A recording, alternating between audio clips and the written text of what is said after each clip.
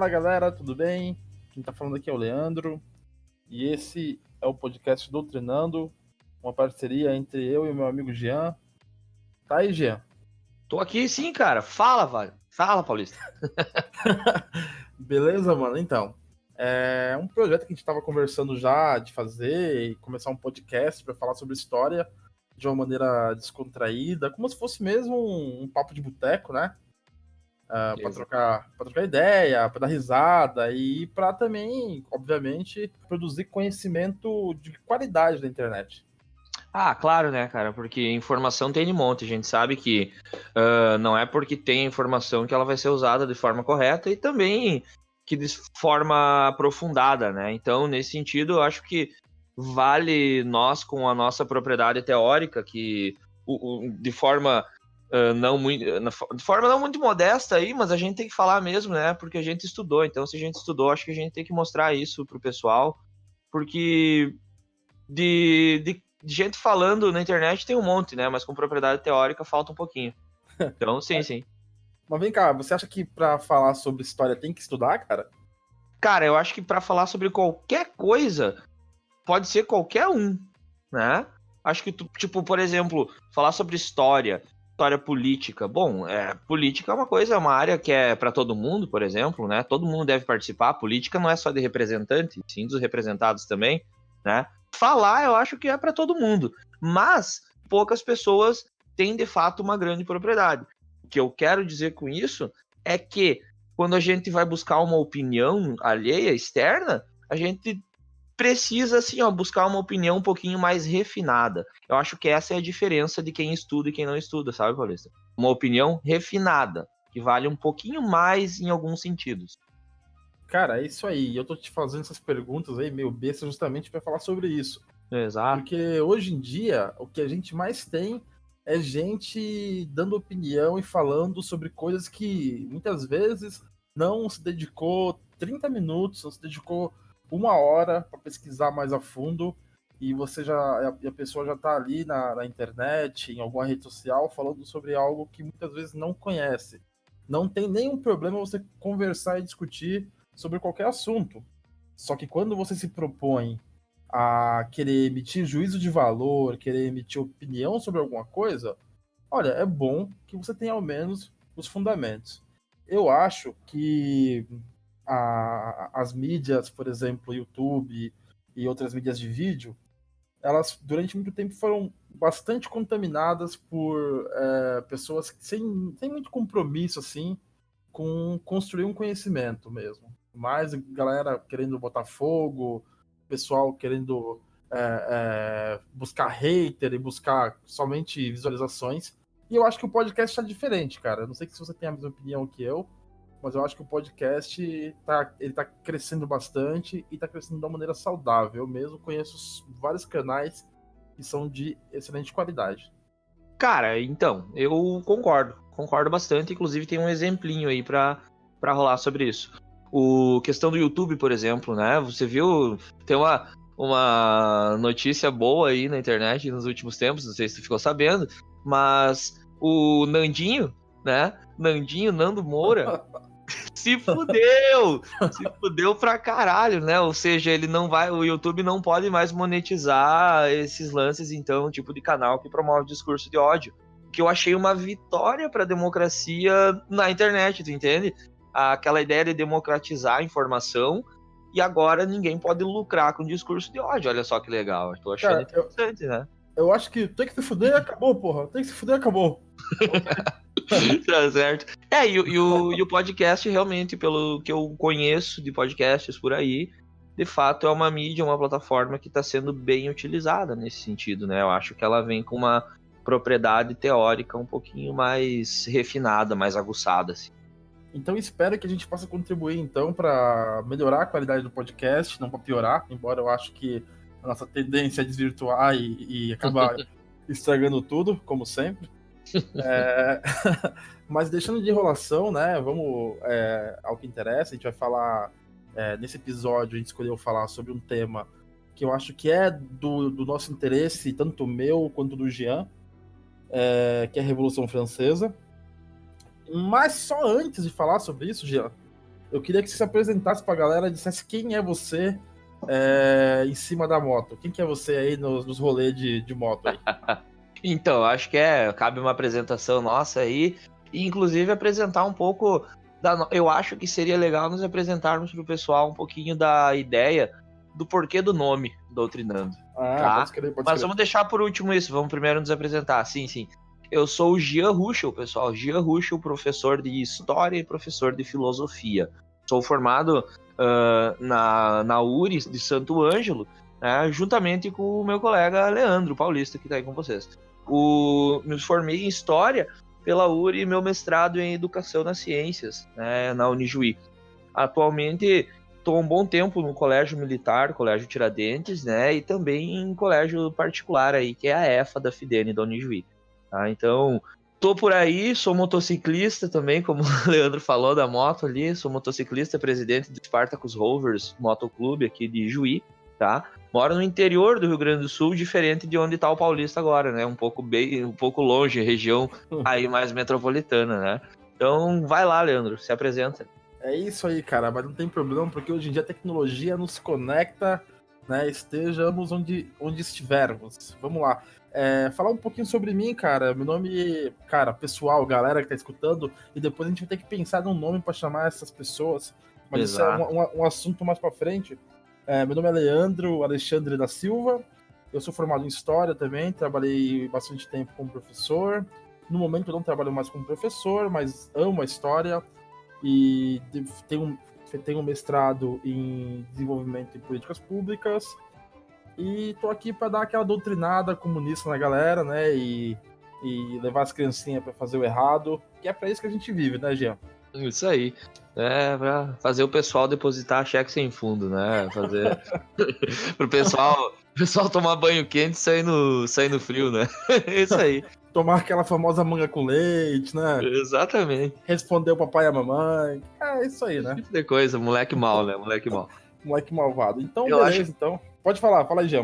eu acho que a ideia do Doutrinando é legal, né, cara? Porque pensando aqui um pouquinho, uma que eu gosto muito desse nome, gostei muito do nome pelo seguinte, né? Ele, pelo menos pra mim, ele faz o quê? Ele faz essa tiração, essa zoeirinha, essa cutucada com o senso comum, que hoje em dia falou em história é doutrinação. Tudo é doutrinação comunista ainda, né? Não é só doutrinação, é doutrinação comunista. Então, eu acho estranho, né? Acho bem complicado que a galera vê se tu tirar uma frase da nossa Constituição hoje e soltar em algum contexto, a galera vai dizer que é frase do Marx. É bem capaz de acharem que é do Marx, que é comunista. Comunistas. Né? O que você acha da nossa atual situação, onde os juízes não precisam ser imparciais, mas os professores têm que ser imparcial? Eu acho uma merda, né, cara? É ridículo. Acho que você resumiu bem, né? É uma merda, né, cara? Não, acho que depois a gente vai falar um pouquinho mais sobre isso de forma mais profunda, mas, né, abreviando, é uma merda, né? É ridículo isso, ridículo. Então, a ideia da doutrinação, eu acho bem importante falar que, pensando filosoficamente, a doutrina em si sempre houve. Tudo, né, em vários âmbitos, em várias facetas, a gente nota doutrinações. A mídia doutrina todo dia, né? A igreja doutrina, a família doutrina. A doutrinação, ela aparece em vários lugares. Só que, de repente, a ideia política que não é igual à minha, eu vou começar a acusar de doutrinação e que ela é errada, ela não pode acontecer. Então, esse é um fenômeno estranho, né? Tudo vira doutrinação. Oi? E, na verdade, também um fenômeno super estranho é quando as pessoas começam a ver a doutrinação somente do lado que elas não concordam, né? Exato, é doutrinação se não é a minha opinião. Né? Se não for a minha opinião, então é doutrinação. E será que a igreja, esse tamanho, essa quantidade gigantesca de igrejas evangélicas que existem nas periferias, nos bairros mais pobres, será que essa galera não tá doutrinando também? Tá doutrinando pra caralho. E é isso que eu quero dizer, né? É justamente esse ponto. A doutrina sempre esteve aí. Uma coisa interessante que eu acho que vai entrar no nosso assunto depois da Revolução Francesa é o seguinte: a doutrinação vem desde aquele momento. Né? O iluminismo, como um todo, ele vai doutrinar. A escola pública, ela foi criada para doutrinar. Mas para doutrinar em que sentido? Para doutrinar os novos cidadãos, as novas gerações, numa coisa chamada republicanismo, numa coisa chamada democracia. Vamos doutrinar essas pessoas para elas, então, terem um ideal político que é X, que é tal ideal, que é a democracia, na república e tudo mais, para aprenderem a ser cidadãos. Então, doutrinação em si eu não vejo nenhum mal na palavra. Eu acho que Doutrinando é o nome de um canal muito legal, o nome de um podcast muito legal. E se a gente já tá falando de doutrinação, a gente já falou que o nosso canal se chama Doutrinando. Canal não, nosso podcast. Isso, eu falei errado também. Mas é um canal, cara. É um canal na plataforma podcast. Enfim. Uhum. Se a gente tá falando de doutrinação, você me disse que o iluminismo, querendo ou não, ele estabeleceu um certo tipo de doutrinação através do momento que vai se estabelecer a escola pública. A gente pode pensar no momento anterior a esse iluminismo e a gente também pode chegar à conclusão que existia também a doutrinação da Igreja Católica para que as pessoas que viviam no momento anterior à Revolução Francesa, e aí a gente já pode entrar já na nossa temática, a Revolução Francesa, falar sobre aquele que a gente chama de antigo regime, havia aí, nesse momento, uma instituição poderosíssima que doutrinava as pessoas para aceitar viver naquelas condições.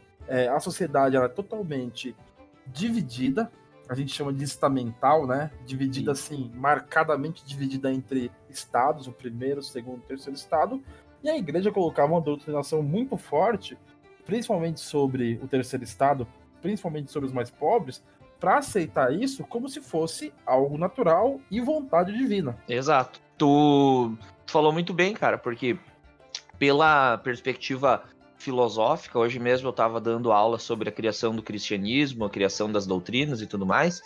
As doutrinas cristãs, elas são criadas com influência na filosofia clássica e na filosofia helenística dos estoicos. E olha só que legal, vem de uma concepção platônica a ideia cristã de corpo e alma, tá? Que depois vai nos remeter à ideia da alma eterna, porque o corpo é finito e a alma é infinita, a alma é eterna, já para Platão, né? E no cristianismo se dá da mesma forma. Então pensa, Paulista, você, né? De 0 a 10, me diga, você sendo um servo na Idade Média, que valor tu dá para tua vida, que no máximo vai aos 30 e poucos anos, 40, se nós estivermos falando de uma nobreza aí, né? A vida curta, uma vida de merda, que era a vida do servo, que tipo, tinha que pagar para fazer tudo, né? A gente sabe das obrigações do trabalho servil. Sim. Que valor tu me dá esse tipo de vida finita, tá? Pensa a igreja te dizendo, ó, o corpo é finito, essa vida é uma vida ruim, essa vida é a vida do pecado, o mundo aqui é um mundo que vai ser aniquilado no final dos tempos, enfim. Pensa, você, servo, de 0 a 10, que valor tu me dá pra tua vida, assim? -2. -2, muito bem. Agora, coloca na balança do outro lado uma coisa muito legal. A promessa de que mesmo que teu corpo morrer, ele vai ficar aqui, vai apodrecer, mas a tua alma, meu galinho, a tua alma vai para um lugar muito melhor. Se tu viver uma vida boa, se tu obedecer, se tu seguir as doutrinas, a tua alma tem a eternidade no paraíso. Que valor tu me dá agora para eternidade no paraíso? Realmente, quando você coloca dessa forma, né, a gente consegue compreender o porquê que as pessoas, inclusive, tinham dificuldade de pensar em revolta, em revolução. Porque realmente, na verdade, você doutrina não somente, você doutrina o corpo das pessoas. Porque se a minha vida é uma vida ruim, se eu vivo com a promessa de uma pós-vida de paraíso, né, eu vou, obviamente, desvalorizar a minha vida carnal e valorizar muito mais a minha vida espiritual, a pós-vida. E aí eu vou aceitar, de maneira muito passiva, o que eu tiver que fazer para poder conquistar essa pós-vida, né? Exatamente. Segue no caminho de Deus, e aí vai dar tudo certo no final. Tu vive pensando numa promessa que é para depois da vida. E seguir no caminho de Deus aí nesse sentido implica você trabalhar, cara. Implica você trabalhar para você sustentar as outras classes, né?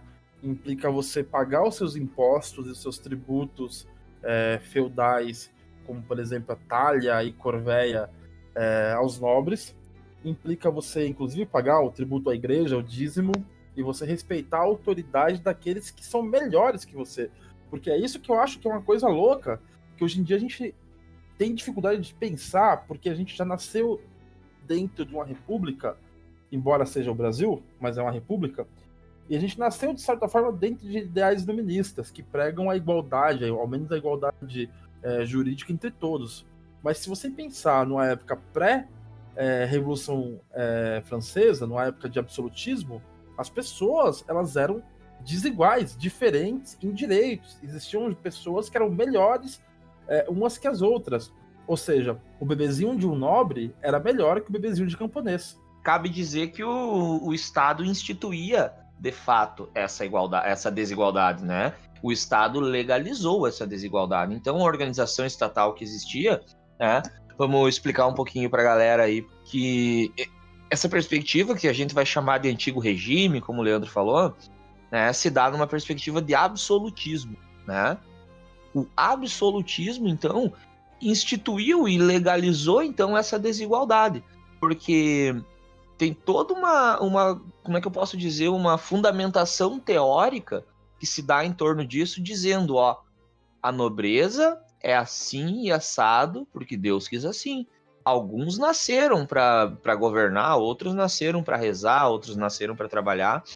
E se alguém quiser se revoltar e perguntar, mas por quê? A resposta é porque Deus quis assim.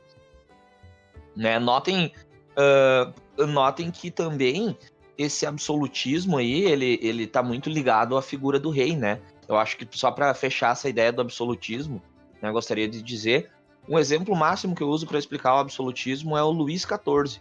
Né? Tu lembra do Luís XIV, Leandro? Lembra? O cara, não foi o cara que disse que o Estado sou eu? Exato, l'état est moi. Né?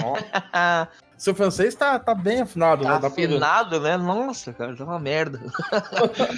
Mas enfim, ele diz que o Estado é ele. Então o Estado se personifica numa pessoa, no rei. Então tudo passa por ele. Né? Vai ter, inclusive, uma tela pintada, curiosidade aí, nos livros de história aparece. Tem uma tela pintada, que eu não vou lembrar de quem, mas a tela mostra ele, então, chamado de Rei Sol, tá? Luís XIV era chamado de Rei Sol, todo fabuloso, esplêndido, né? Uma diva poderosa, assim, no meio da pintura. E é legal que o quadro é pintado de uma forma mais escura, e onde ele tá mais claro. Só que não tem nenhuma janela, não tá aberto. Ele irradia luz. Ele emana luz, ele é fonte, ele é um astro. Ele é foda pra caralho. Ele é incrível, meu Deus do Nossa, céu. Eu amo um homem. Então, cara, assim, vamos pra gente resumir um pouco, falar sobre. A gente tá falando sobre o momento pré-revolucionário ali, falar um pouco sobre a situação dos camponeses, a situação das pessoas pobres daquela época. A França, evidentemente, era uma nação rural, né? Era uma nação que tirava aí o seu sustento. A gente está falando aí, vamos falar da metade ali do século XVIII, né? Porque a Revolução Francesa ela é de 1789. Isso. Então vamos falar ali a partir que a gente está conversando a partir de 1750, 1760. A França ela é um país rural, né? Onde os camponeses, as pessoas que lidam com a terra, elas têm pouquíssimos direitos, elas são tratadas como servos e elas têm obrigações que a gente chama de feudais. A gente está falando de feudalismo aqui para descrever questões que estão no século XVIII. Que no caso, que me corrija se eu estiver errado, o feudalismo tinha acabado em tese há muito tempo, não é? Exatamente, em tese deveria ter acabado. Foda, mas foda. Vai falar isso para a Rússia também. A Rússia levou isso um pouquinho além, né? A gente vai ter que fazer um podcast falando sobre a Revolução Russa também mais pra frente. Então. Aí vai doutrinar pra caralho, né? Mas tem que, né, cara? O negócio é dar aquela doutrinada, né, meu? Tá, vai lá, vou parar de incomodar. Não, mas a gente tem que incomodar mesmo. Bora. Então, a gente tem essa situação dos camponeses, que é uma situação bem complicada, uma situação na qual eles, além de terem que. Além de sua situação ser uma situação de quase miserabilidade, de pobreza extrema, muitas vezes fome, derivada de secas, derivadas de enchentes, eles ainda sofrem por terem que pagar muitos impostos, né? Dentre os quais eu destaco a talha, que, se não me falha a memória, é a obrigação de você entregar uma parte de sua produção para o senhor. A corvéia, que é a obrigação de trabalho, né, Jean? Uhum. E mais um que eu vou destacar aqui é o dízimo, que é a obrigação de pagar a igreja. Não sei se você gostaria de destacar mais algum outro tipo de tributo que eles pagavam nessa época. Cara, tem um que é chamado de banalidades, pelo que a gente conhece, que é assim, ó. Bom, tu plantou trigo, tu colheu teu trigo, tu moeu teu trigo. Pera lá, como é que tu moeu teu trigo? Eu precisei do moinho. Ah, paga um pouco, porque quem tem moinho é o servo ou é o senhor? É o senhor. Senhor, Ah, mas eu vou pegar a farinha para fazer pão. Onde tu vai fazer? Tu vai usar o forno de quem? Né? Vai assar teu pão onde? No forno do senhor, de quem tem. Então paga de novo. Então tu pagava para tudo, né? Pagava para tudo. E assim, tudo bem, se a gente hoje, no Brasil, a gente vive numa sociedade na qual a gente paga muito imposto, né? É claro que não vamos dar um aqui de ANCAP e falar que imposto é roubo, porque senão eu teria que quebrar a sua cara, mas a gente de fato paga muito imposto, o imposto que a gente paga, ele é mal usado e cada vez mais utilizado de maneira indevida, só que o problema daquela época é que somente alguns pagavam impostos e outros eram isentos de impostos. Então, isso a gente pode chamar de privilégios feudais. Né? Não sei se você quer falar sobre alguma coisa sobre esses privilégios. Por que uns pagavam impostos e outros não pagavam? Cara, não. Não quero. Não quero. Acho chato. Não quero. Cara, é totalmente injusto. E isso é legal porque tudo que tu traga pra nós. Mas é uma injustiça gigantesca, na verdade, porque hoje em dia, querendo ou não, todo mundo paga.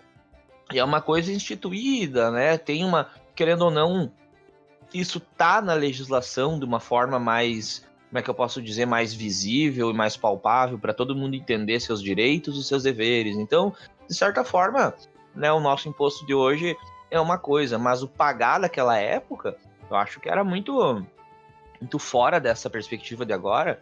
Porque, bom, simplesmente a pessoa não paga porque ela tem um título de nobreza, né? Ela é, como é que eu posso dizer? Pode ser um conde, um barão, um duque ali.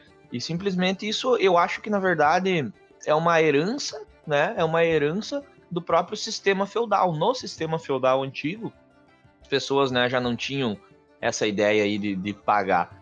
Paga quem não tem o que fazer, né? Eu acho que o Marx estava bem certo nesse sentido. Porque... O Marx estava pra caralho. Sabe por quê? Ele diz o seguinte, o Marx, ele fala assim, ó: Paulista, tu tem as máquinas, tu tem as terras, tu tem seja lá o que possa servir de produção de riqueza. Eu não tenho nada disso. Tu tem o quê? Tenho os meios de produção, mas tu não tem ninguém pra trabalhar pra ti.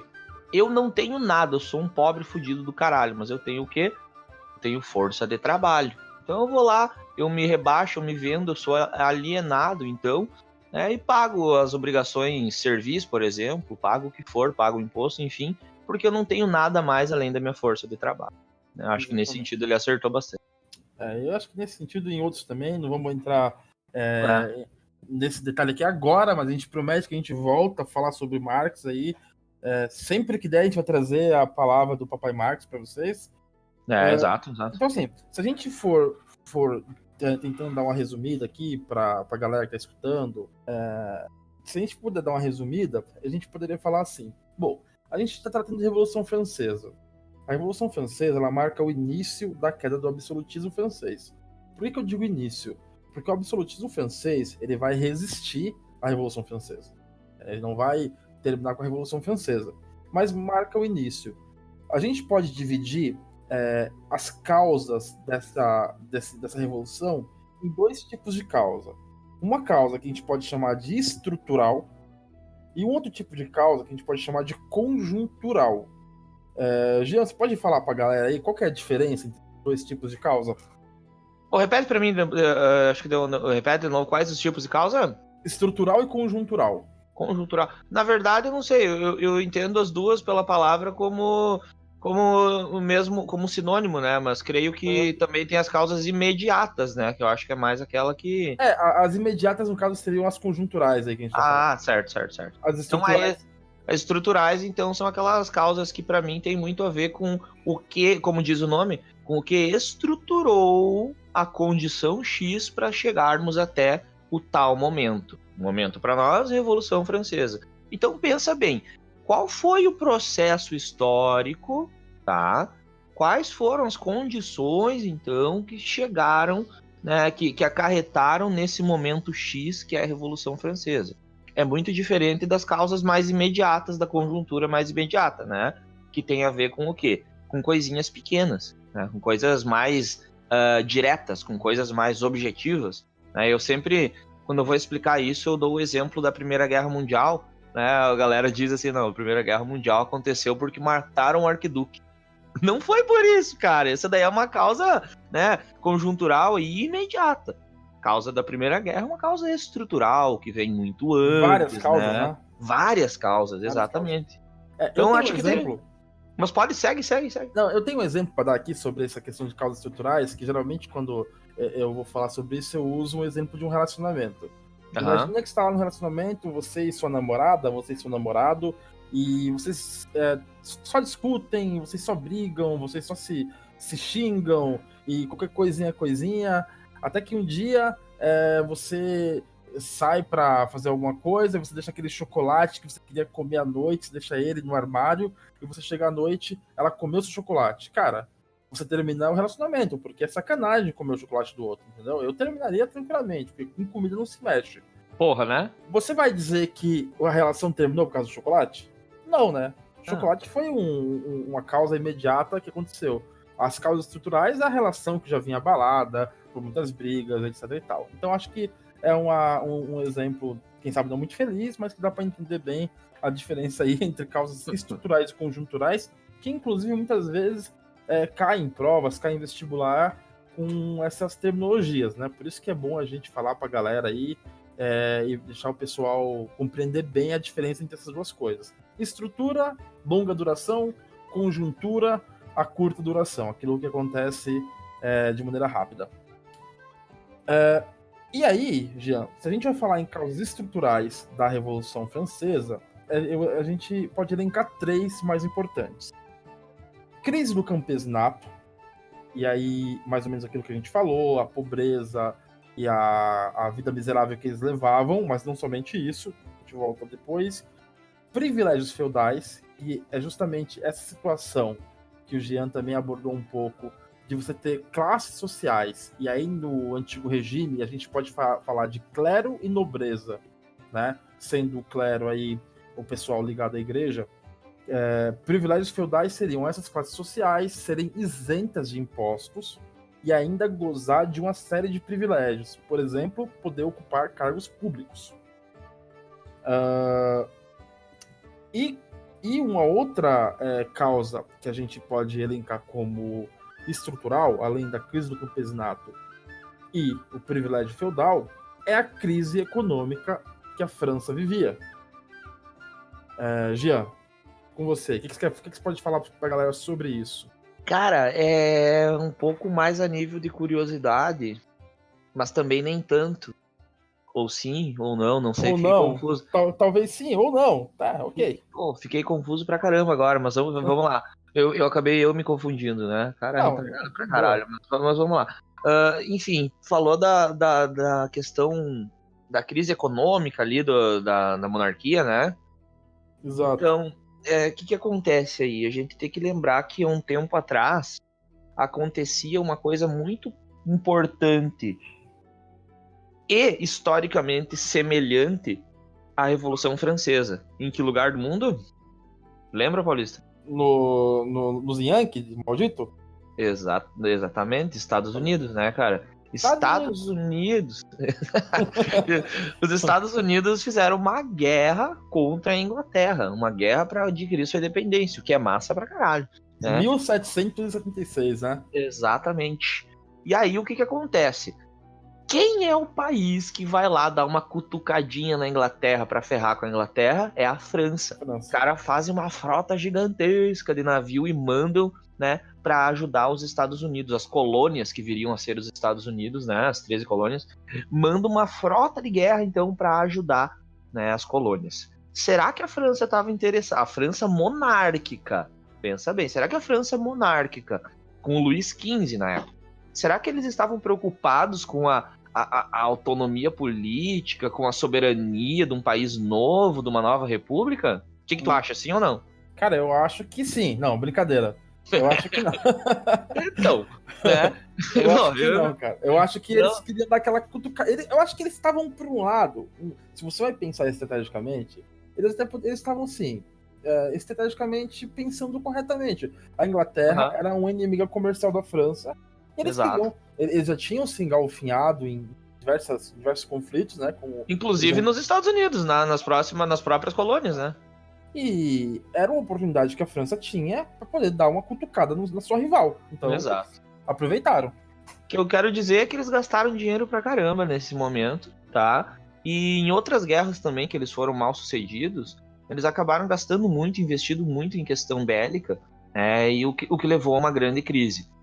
Para finalizar essa questão da crise na monarquia francesa, cabe dizer que Luís XVI, então, que é o rei do momento do qual a gente fala, da Revolução Francesa, esse era um rei, então, como é que eu posso dizer, inapto.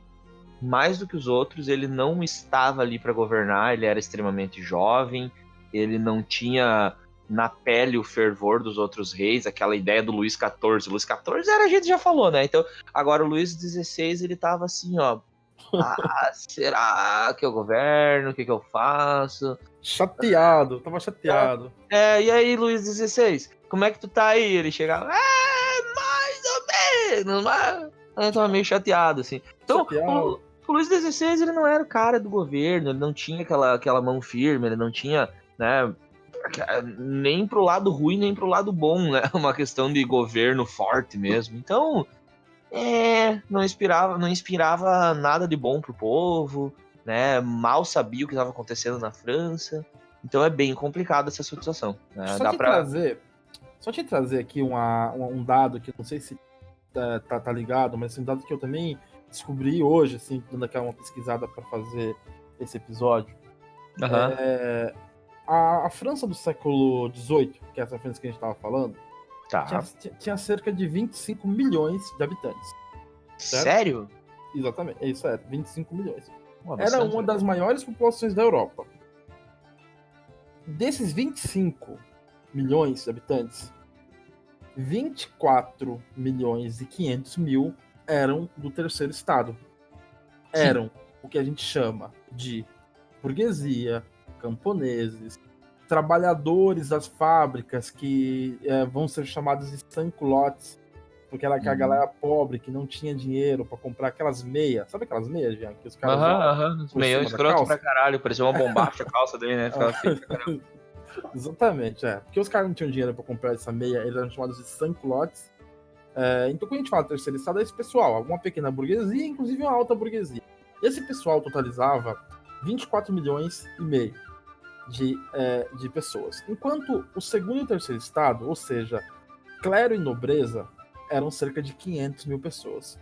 A França vivia uma crise econômica muito em razão dos conflitos que ela se envolveu nos anos anteriores, isso é verdade.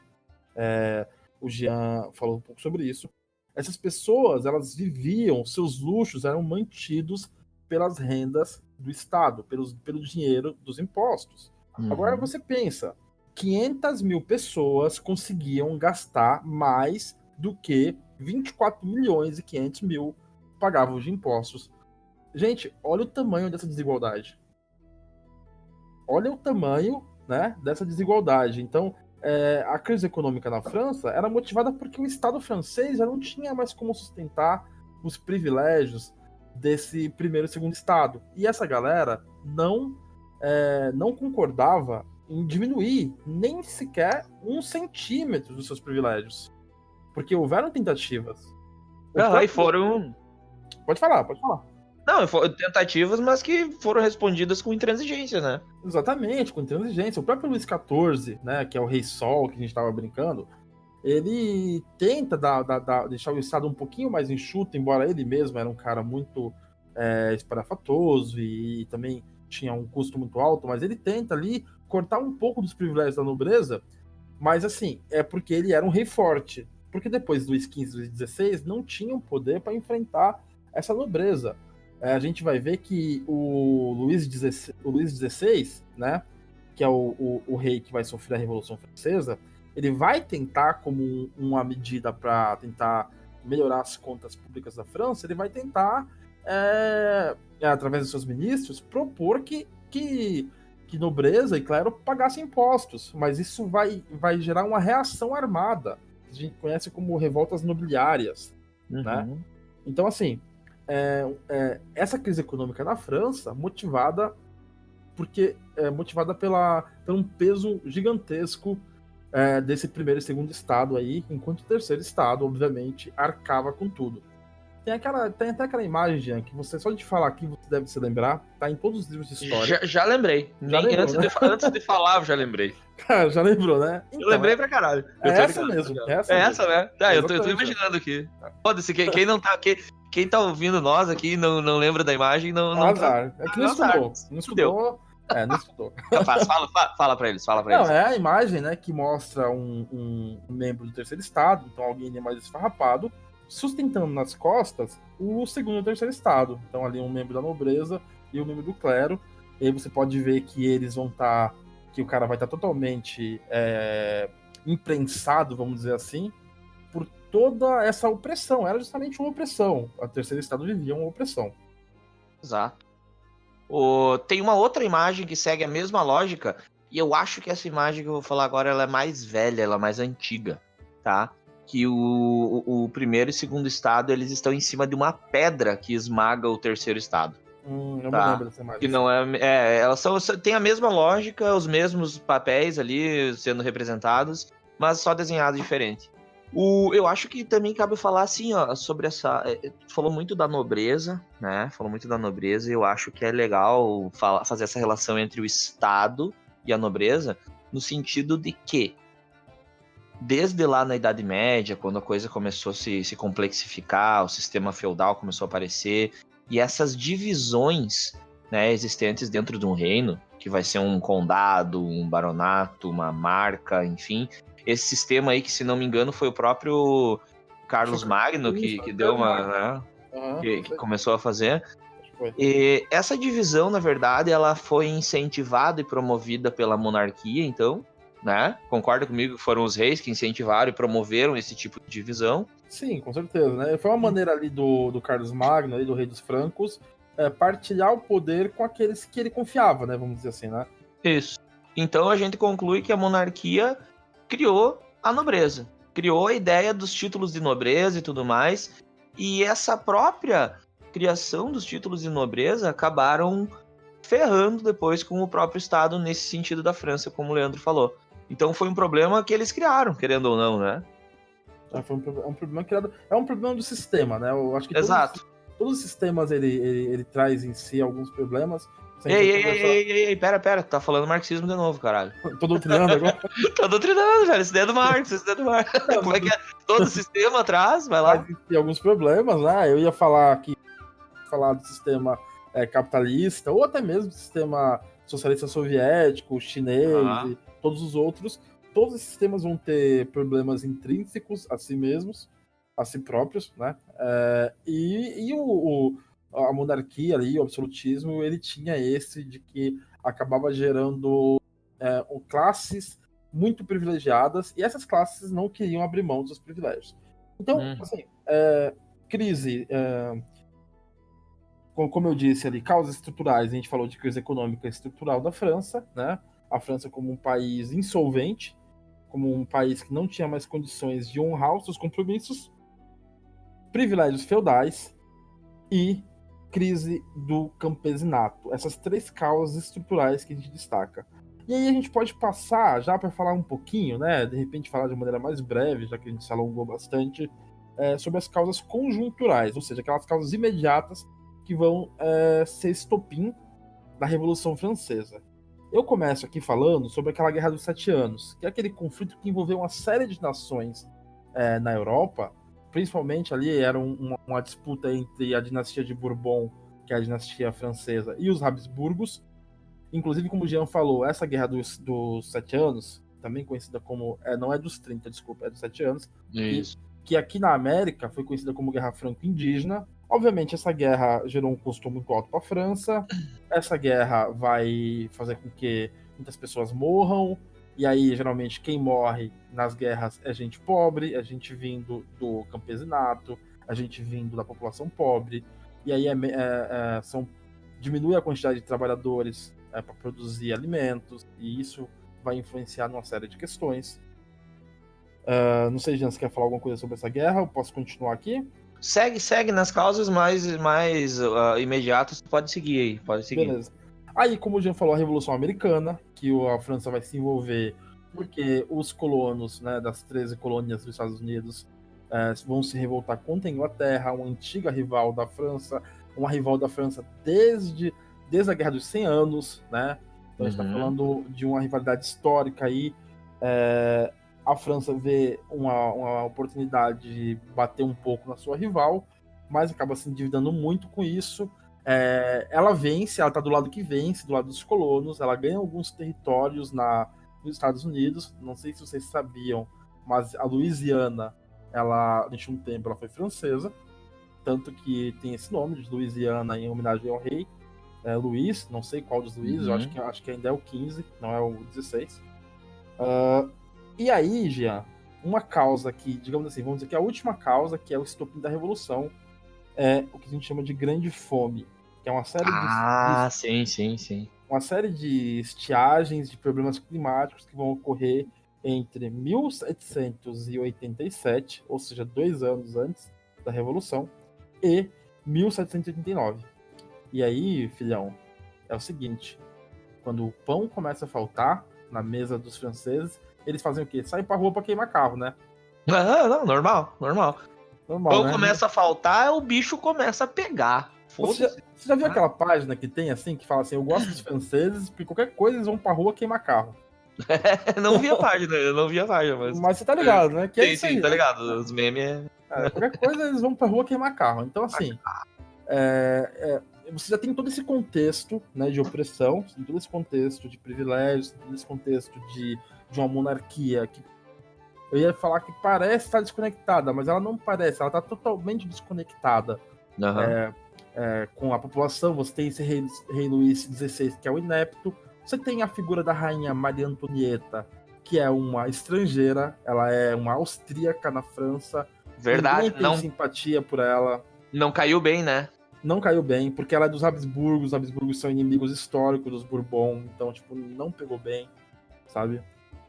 E aí, você tem fome, cara. Você tem fome, assim. Tem alguns dados que falam que a média de consumo de pão na França era de 1 quilo, quase 1 quilo por dia, por cidadão. Por pessoa. Então, assim, 1 quilo, né, de pão. E não era pão com mortadela, seus coxinhas, seus mortadela. Era pão com pão. A galera comia pão, era a base da dieta, né, francesa. E aí chega a um extremo de que uma porção de pão, né, não vou saber precisar quanto, mas pense em uma porção para alimentar aí uma família por dia, ou de repente por alguns dias, chega a custar o preço de um salário mensal. E existe um estudo, eu não vou me lembrar agora de quem que é esse estudo, que mostra que o pão ele tem uma influência muito forte nas revoluções. Quando o preço do pão sobe muito, a galera vai pra rua quebrar tudo. Tá, tu quer dizer então pra mim que o custo do pão de um dia, que antes seria aquela quantia pra um dia, se elevou até o custo, tipo, o salário mensal, a renda mensal de uma família dessas? Exatamente. Eu não sei te precisar se é uma quantidade de pão para um dia ou se para alguns dias, mas ainda assim é um absurdo, né? Tá, mas daí é fácil. Pega e escolhe um dia para comer o pão. Um pau no cu, né? É tipo o Biruliro lá, né? Escolhe um dia pra cagar e puxar descarga. No outro tu não caga, né? Tem que comer pão! Tem que comer pão um dia sim, um dia não, tá ok? Tá ok? Escolhe o dia de comer pão, ou não come. Você tem que escolher, não dá uma coisa ou outra. Caralho, tá. E aí é isso, cara. E aí o que vai acontecer é que começa eu tô rindo ainda daquela merda, foi mal. Desculpa. Começa a se instaurar um clima de total descontrole, né? O rei não sabe o que fazer. O rei, ele vai acabar... Ele tinha um ministro das finanças, que era o Calonne, Ele vai demitir o Calonne, vai chamar o Jack Necker, não sei se... Isso, o Necker. Necker, né? O pescoço, né? O pescoceiro. E o Necker vai sugerir ali que ele, então, chame a Assembleia dos Estados Gerais. Por quê? Porque qualquer decisão tomada na Assembleia dos Estados Gerais seria uma decisão legítima. O que é, Jean, essa Assembleia dos Estados Gerais aí? Fala pra galera aí. Cara, a Assembleia dos Estados Gerais, ela é tipo assim, ó, vamos resumir pro pessoal, é como se fosse uma convenção, assim, uma reunião oficial, tá? Que reunia o quê? Como o nome diz, os Estados Gerais. Qual eram os Estados Gerais? Bom, Estado na França a gente entende como classe social, dá para pensar assim, como extrato, né? Então, primeira classe, segunda e terceira classe, que na França é primeiro, segundo e terceiro estado. Junta os 3 estados para decidir o problema da França. Cabe lembrar, Leandro, tu falou do pescoceiro, do Necker, né? O Necker, ele tinha... Foi uma boa decisão de início convocar o Necker, né? O rei teve uma boa ideia, porque o Necker, ele meio que como é que eu posso dizer? Ele se identificava um pouco mais com o povo. Ele é querido pelo povo, assim, um pouco. Isso, é. Então ele tem essa causa mais popular aí e é bem visto pelo povo. Então, inicialmente, o rei fez uma coisa legal. Chamou o Necker e o Necker, ó, Estados Gerais na galera. Bora lá. Alguns jornais, inclusive, chamavam o bem amado Jacques Necker. Isso. Realmente ele tinha ali uma conexão com o povo, né? Então, ele querido, né? Devia ser muito querido pros caras botarem isso no jornal, ó, bem amado, ó. O bem amado pescoceiro, né? Então ali ele vai decidir então convocar os Estados Gerais, assim, para conseguir uma legitimidade na sua decisão. Até segundo relatos ali, o rei vai interpelar o Necker dizendo assim, mas será que chamar os Estados Gerais não vai acarretar em uma perda de privilégios para o primeiro e segundo estado? E aí o Necker vai tranquilizar o rei, dizendo que não, porque o voto é por estado, então o primeiro estado vai ter um voto, o segundo estado vai ter um voto, o terceiro estado vai ter um voto. Geralmente, o primeiro e o segundo estado votavam junto, então não tinha ali muitas chances de o terceiro estado obter grandes vitórias, né? Acho que eles estavam um pouquinho enganados aí com relação a isso. Eu acho que para um episódio piloto, acho que já tá bom. Aham. Né? Eu acho que focar no finalzinho, né? Nessa parte aí. Deu aqui uns 50 minutos aqui, eu acho. Isso. Né? E não sei se quer falar mais alguma coisa sobre essa parte. Não, eu acho que a gente deixa para um próximo episódio aí, quem sabe, a gente faça os nossos testes, então, esses episódios pilotos, então, como continuação no mesmo assunto. No próximo a gente pode começar já falando sobre a convocação dos Estados Gerais, toda a treta que vai dar a partir disso. Isso, a gente dá uma retrospectiva rápida, coisinha de 5 minutos ali, e aí a gente entra pra pauleira mesmo da Revolução, né? E assim, então um pequeno resumo, a gente falou um pouco sobre a situação da França pré-revolucionária, falamos sobre causas estruturais e causas conjunturais da Revolução Francesa. Obviamente que isso aqui não tem o intuito de abranger tudo da Revolução Francesa. Por exemplo, uma coisa que eu me lembrei agora que a gente não falou foi sobre as dívidas que a França tinha, né? A França contraiu dívidas com banqueiros ingleses, né? Tem até aquele acordo de Eden-Heineval, que é aquele acordo que a França vai fazer com banqueiros ingleses, e que, inclusive, uma das coisas que a França se compromete se não pagar a dívida, os banqueiros vão penhorar a renda dos impostos à França. Então isso é importante de dizer, que eu acho que é um pouco radical, né? E esse contrato também ele implicava um liberalismo econômico.